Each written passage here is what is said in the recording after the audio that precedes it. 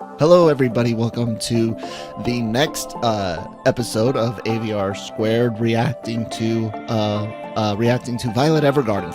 This will be our Violet Evergarden episode 3 reaction. We're here on the Genreverse YouTube channel, Genreverse Podcast Network.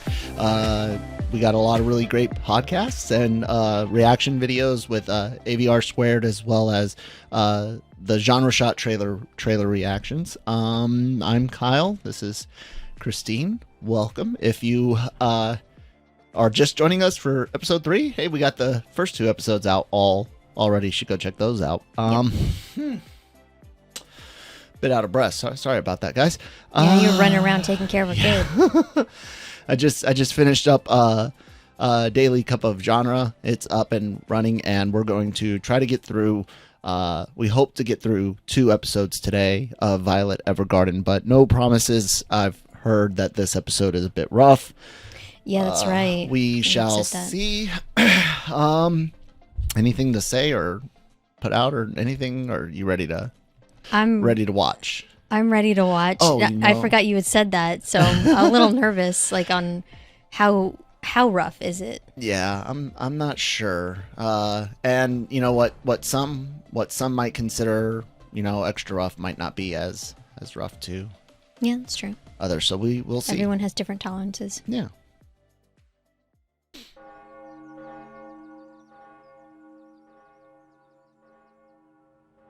Bet you don't miss that. What, bells? Yeah. In Europe? Is that what you're talking? Yeah. I did it. They weren't that awful there in Schweinfurt. Yeah, you were. I don't know. You just did not like being in Germany, and I think it's like your experience of it was the unit. Yeah, that, and then also your experience as a kid was. Yeah. I was in Germany when the wall came down, and am old enough to remember it. You were there too. You weren't old enough to remember. No, I wasn't. Be all that you. Sorry. I'm flashback. Mm-hmm. Oh God. Evergarden. I'll never forget first meeting her. In contrast to her doll-like. She's gonna get yelled at. I am gonna say there are in the U.S. Army, of course, you don't just stand up and salute any time someone asks a question like that. But there are those habits that are hard to break. Even like first getting out of the Army, seeing officers rank and wanting to bring my hand. It's like, wait, I'm not in the service anymore. What's up, dude? to some major, just because I can. No, I still can't bring myself to just be like that. It's still sir and ma'am and yeah. One day I'll do it just to say I did it. Some admiral. We live around a lot of Navy bases. Some admiral. What's up, dude? I wish I could be there to see it. I hope that I am. She had the mannerisms of a military soldier. Oh, we finally get the opening. I won't be able to have the volume up for you guys for songs for obvious reasons, but we'll see what we think about this OP. Stare intently. One thing I will take some time while the OP is playing is I love the animation in this show. It's very pretty. It's gorgeous. Everything about it. I mentioned in the first episode that it's got a texture and almost like a traditional film feel in a lot of scenes, and they're using it very well in this OP as well. Mm-hmm. It's a good song. The music in this show, I mentioned in our last reaction that I've noticed it and I like it, and the fact that I notice it means something, because there's a lot of shows we'll be like, the music was fine, it served its purpose, but or it was forgettable. Yeah, it's like a Final Fantasy. I keep referring to it as like a Final Fantasy 9 versus a Final Fantasy 7. I'm not sure this is 7 level amazing yet, but it's definitely above 9. Then you can type if it's specified. All right? 200 characters per minute. Affirmative. Jeez. I'll begin. I wonder what that translates to, because I'm sure they're thinking of it more in like Japanese typing. Well, we say words, they use characters, because some characters are words. So I wonder what that's like. 200. Yeah, plus like what it's like on a keyboard versus a Yeah. typewriter, and I've been trained to keep I've never typed on one, so I don't know. during an important mission. Oh, well, That's would you like to have some of mine then? So I'll say this: food is always one of those interesting things, and hunger during operations is a dangerous thing. We do train quite often on reduced amounts of food, but we also get calorie rich foods, and then in special forces, things like rangers and other groups that might be in additional hardships, austere environments beyond the base, the bigger bases and observation posts. They of course will train to do even less with food. But the one thing that we really tried to do in both Iraq and Afghanistan is make sure soldiers had access to as much snack food, drinks, hydration.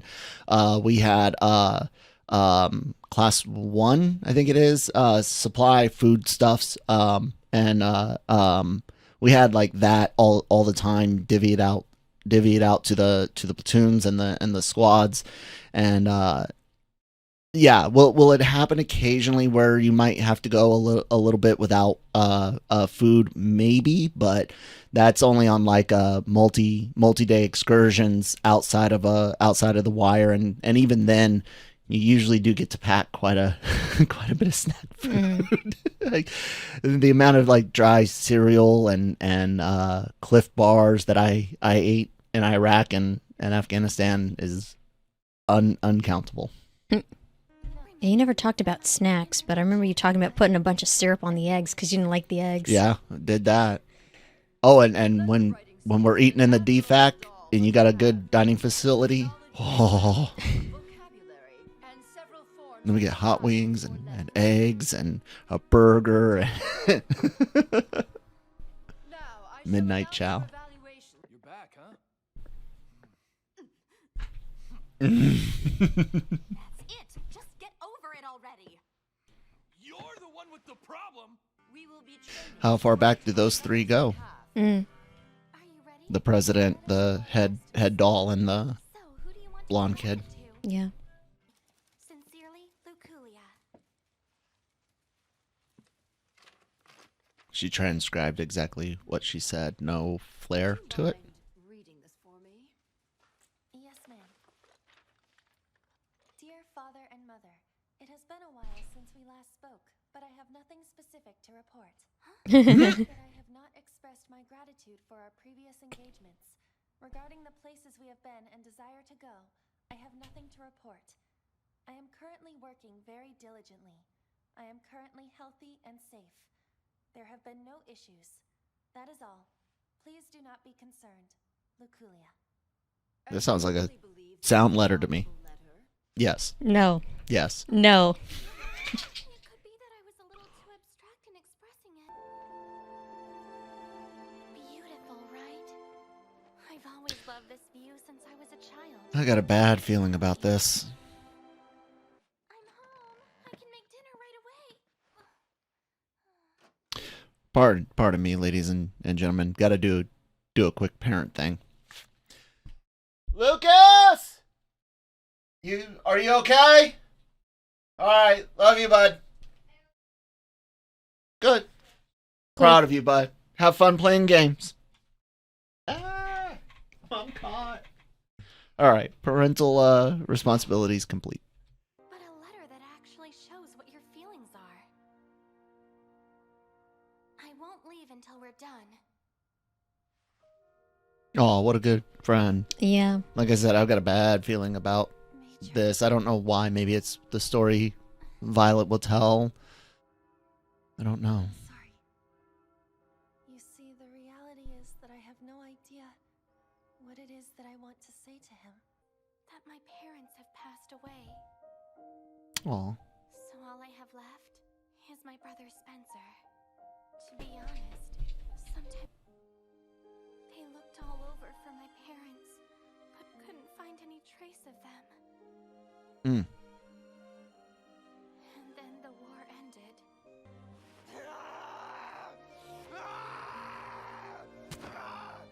Damn. Yeah. You see, I was just happy that he was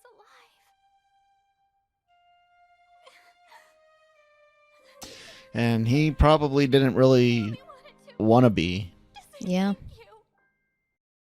I mean, survivor's guilt is something that we discussed in the 86 review. I talked about it myself, and then you and I talked a bit about it. We all, and by we I mean my family, my friends, our class, because we graduated from Fort Campbell High School. All of our fathers fought in one, if not more than 3 conflicts: Iraq, Afghanistan, and Desert Storm, Desert Shield. Most of our parents, that, you know, Christine and our generation of kids, and not only that, but with Iraq and Afghanistan happening in our, you know, high school years, we know, besides myself, plenty of people that served over there, and some that didn't make it. Friends, people that we went to school with. Yeah. Of course, there's people that I knew that lost their lives in Iraq. Thankfully, Afghanistan was better. But not only do you have that, but you see this guy Spencer throwing his life away. You and I know someone who was a close family friend, Kevin Murray, and I was with him in Iraq, and one of his soldiers, a friend of ours, and one of Kevin's subordinates was killed in a rocket attack, mortar rocket, whatever you want to call it. And he took it hard and threw his life away. Alcohol, cheating on his wife, and all sorts of things. Not there for his kids anymore, and the things that can happen, and especially survivor's guilt, because man, it sucks to wonder all of the what ifs. Yeah. You know, and then just like, you know, they said, oh, when he first went over, his Spencer there, his you know, area of responsibility was nothing, you know, at first, and some soldiers do get really upset when they deploy to an area that's not actively fighting or something. It's that usefulness feeling, you know. I don't think in the second or third, especially not the third, because you were pregnant. Lucas is a goodbye baby. There's usually 2 types of baby booms around deployments. Husbands, you know, leaving a deposit, dirty, leaving their wives pregnant, you know, because as you gear up to go, just one more night, you know, one more, try to store up sex as if you can, like a battery. But the other one, of course, is the welcome home babies that are born 9 months after you redeploy, come back home. It is such a, the second and third deployments, I don't think I was upset as much about not doing as much outside the wire, more support than combat support, if that makes sense. Yeah. I know you were happy with that. Yeah, because you'd always volunteer for stuff, like, you know. Want to feel useful. Yeah. But things change like when you have a kid where it's Yeah. like, now it's no longer okay. I don't have to, but if I have to be at risk, absolutely. And if my Yeah. soldiers were at risk, I needed to be with them. Let's put all of your feelings into that letter. Say what you want. Yeah, Role reversal. whenever I think about telling him how I feel. Told you I got a bad feeling about that clock tower. Oh, yeah.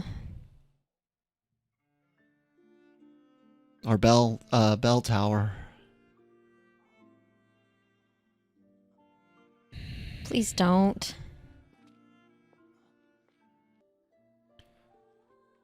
It's going to be rather blunt, and he's going to go, To my brother, I'm happy. I'm happy that you are alive. aw. Thank you.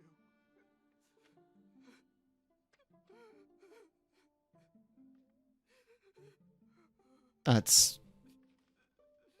great. Yeah. I think that he had a guild meeting tonight. Hold on a second. Weren't you already done with The this? Guild of Calamitous Intent. But I wrote a letter today for someone from my school. Huh? Although, I'm not sure if the feelings were able to come across. Oh, I see. Were you two no longer arguing anymore? It's this idiot. Oh, God. Who's on the the letter I idiot? wrote for It's a your fault client. for putting the letter there. What is... You see, the feelings I've been wanting to tell my brother. Violet, you were able to tell him for me. Aw. How sweet. Doll must find the true feelings the client wishes to communicate.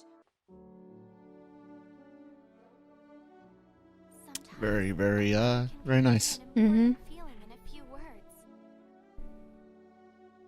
Without the need for flowery embellishment. I feel like I learned from her what the most important aspect of being a doll is. I'm glad it didn't go as dark as I know, right? I was thinking. Yeah. Who wore doll-like outfits. Wow. That was It was good. good. And I guess we get an ending as well. Cuz we didn't for the first couple of episodes. No? No, I want to don't you dare. Netflix trying to take that away. These things must be judged. I like the episode.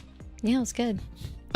Survivor's guilt is always a very hard subject because a lot of people that have never experienced it, and you don't have to have gone to war to experience survivor's guilt. People that have their whole family killed in a natural disaster or a vehicle accident, and there's only one survivor or whatever, they can suffer survivor's guilt as well.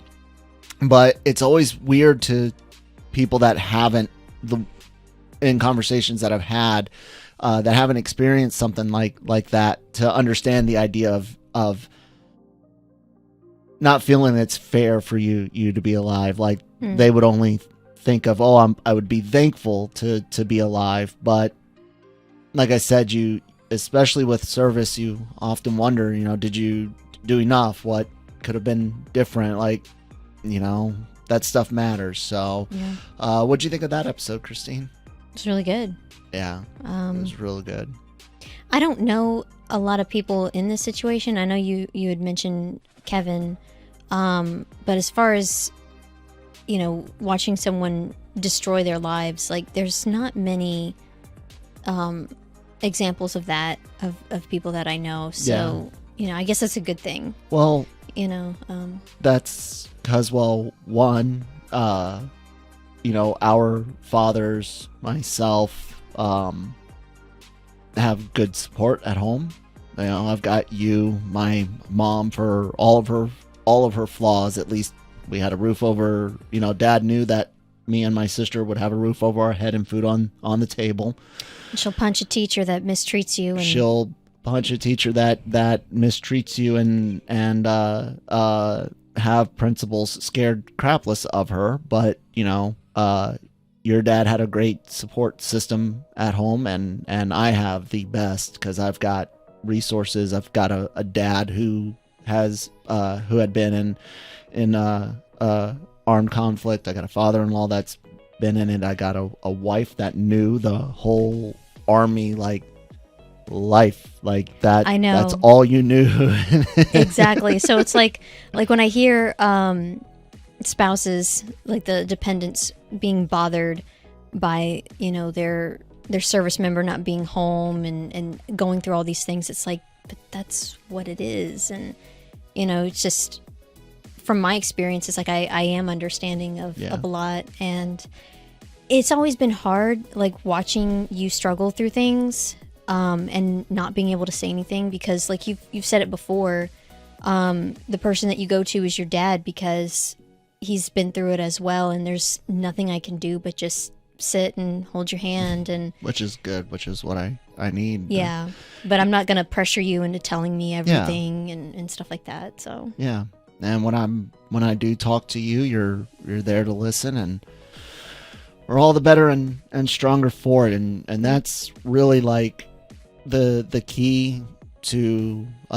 supporting vets dealing with PTSD and all of that, is to support, just hold things up when they need to unload. Be there to catch it. You're not necessarily there to fix it. It's help them find the person that can help them fix it, but not everyone has to be turning wrenches on the brain.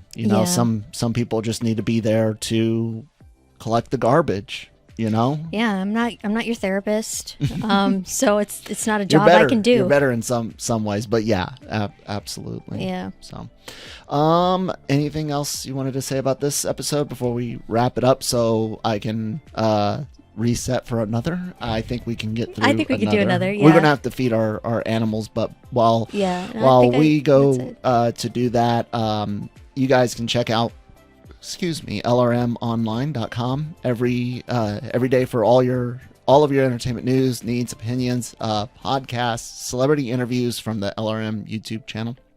Written articles, news, opinions, reviews, the whole nine. LRMonline.com. Podcasts like Daily Cup of Genre, regular AVR, Anime-Versal reviews. We're doing Classroom of the Elite Season 2 for our seasonal review over there. Marvel Multiverse Mayhem, Marvel news and reviews. The Cantina does Star Wars news and reviews. Lots of great things, all available in video format here on the YouTube channel. So please hit the red subscribe button, check those out. We also have trailer reactions here on the YouTube channel. And I think I covered everything. I hate how I have this. It's great for controlling the mouse wirelessly, but because I use a Logitech mouse that uses software, this moves so slow comparatively. Anyways, guys, we're gonna feed our animals, reset, and we'll see you in the next episode for Violet Evergarden episode 4.